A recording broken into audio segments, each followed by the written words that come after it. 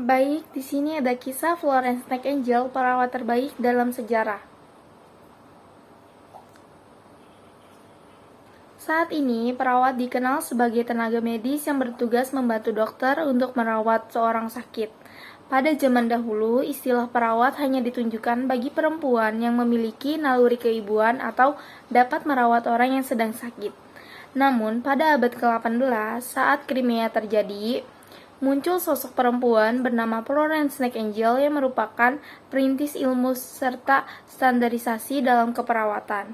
Ia juga pernah menulis buku on Nursing yang berisi catatan lengkap ilmu keperawatan yang kemudian menjadikan buku panduan di sekolah keperawatan dunia. Berikut riwayat hidup Florence Nightingale yang diakui sebagai perawat terbaik dalam sejarah. Florence Nightingale lahir pada 12 Mei 1820 di Florence, Italia. Ia adalah anak terakhir dari 2 bersaudara dan merupakan bagian dari klan Inggris yang kaya termasuk dalam lingkaran sosial elit. Ibunya bernama Florence Nightingale, berasal dari keluarga pedagang dan bangga bersosialisasi dengan orang-orang yang sama kaya dengannya. Ayahnya, Florence William Edward Nightingale, pemilik tanah kaya yang memiliki 2 perkebunan, satu di Lyndhurst, Derbyshire, dan yang lainnya di Amberley atau Shropshire. Berkeinginan menjadi perawat. Berasal dari keluarga dengan status sosial tinggi, Florence Nightingale dibimbing dengan baik oleh keluarganya di bidang bahasa, matematika, dan sejarah. Namun siapa sangka putri keluarga bangsawan itu ingin melakukan tugas mulia menjadi seorang perawat.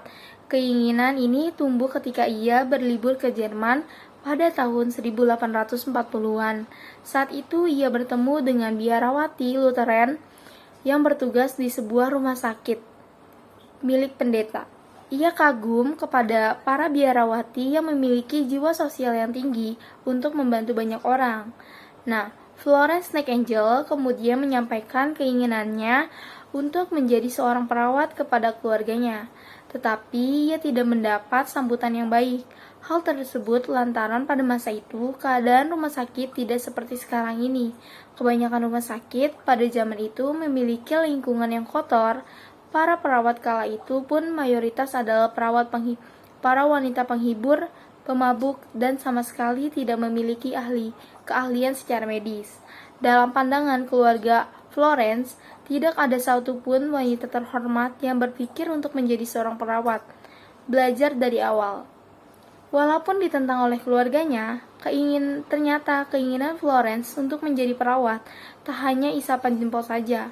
Menyadur dari salah satu sumber, pada tahun 1845, ia mulai mengunjungi banyak rumah sakit dan fasilitas-fasilitas kesehatan untuk mengumpulkan informasi. Lalu pada 1851, ketika dia sedang berkunjung ke Jerman, Florence mengikuti pelatihan perawat di Institut Diaken Protestan di Kaiserswerth setelah mendesak keluarganya membenahi standar kelayanan rumah sakit. Setelah menimba ilmu dan banyak praktik, pada 1853, Florence diberikan kesempatan untuk menduduki jabatan sebagai pemimpin di Institut Perawat Wanita terhormat di London. Hal ini menjadi langkah pertamanya untuk membuat sebuah model rumah sakit berkelas yang memiliki standar medis dan lingkungan yang baik, seperti memasang lonceng agar pasien dapat memanggil perawat dan pelayanan untuk segera menyajikan makanan di kamar mereka atau untuk meminta air hangat. Florence juga melakukan pelatihan bagi para perawat untuk meningkatkan kompetensi profesional mereka dan memperbaiki serta perawat secara moral sehingga dapat menarik para wanita terhormat untuk masuk dalam profesi ini. Dia juga mendapat julukan The Lady with the Lamp. Aksi militer Inggris melawan Rusia atau Perang Crimea pada 1854, Florence menjadi sukarelawan perawat. Dia dikirim ke Scutari, Inggris untuk mendampingi para dokter di sana. Awalnya baik Florence ditentang oleh para dokter.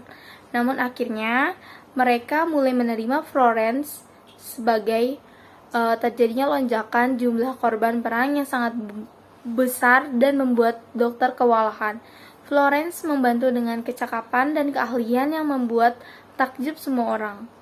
Dia berhasil memperbaiki keadaan dan menolong ratusan di pekan pertama. Melalui koordinasinya yang matang, Florence berhasil mengusahakan 12.000 pasien memperoleh perawatan walau dengan sarana yang terbatas. Tak hanya itu, ia juga mendapat julukan The Lady with the Lamp karena sering mengecek keadaan pasiennya saat malam hari dengan membawa lampu minyak sebagai penerang. Nah, dia juga mendirikan sekolah perawatan Night Angel. Perjuangan Florence Night Angel dalam keperawatan tidak berhenti sampai di situ saja. Pada 1860, ia mendirikan sekolah dan rumah Night Angel untuk melatih para perawat di rumah sakit St. Thomas London. Nah, Assalamualaikum warahmatullahi wabarakatuh. Perkenalkan, nama saya Sinta Apriani dengan NIM 2110701037 dari kelas B. Baik, di sini saya akan melakukan komunikasi keperawatan dengan pasien dengan mengukur suhu tubuh pasien. Baik, dimulai. Permisi, selamat pagi. Apakah benar dengan Nona Fitri? Pagi, benar. Baik, di sini saya perawat Cinta yang bertugas pada hari ini di ruangan ISIPA.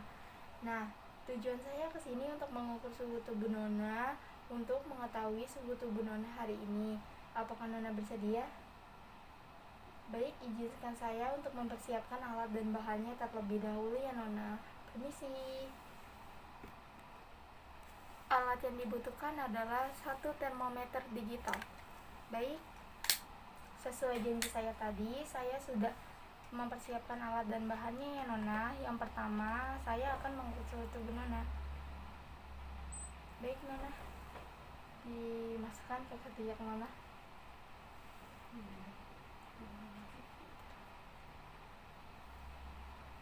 5 menit kemudian. Baik, suhu tubuh Nona adalah 32,5 ya Nona. Itu normal. Baik Nona, saya sudah selesai melakukan pengukuran suhu tubuh Nona. Bagaimana keadaan Nona saat ini? Baik Nona, jika ada yang ingin Nona pertanyakan atau ingin memanggil saya, bisa pencet bel yang ada di samping Nona ya. Permisi.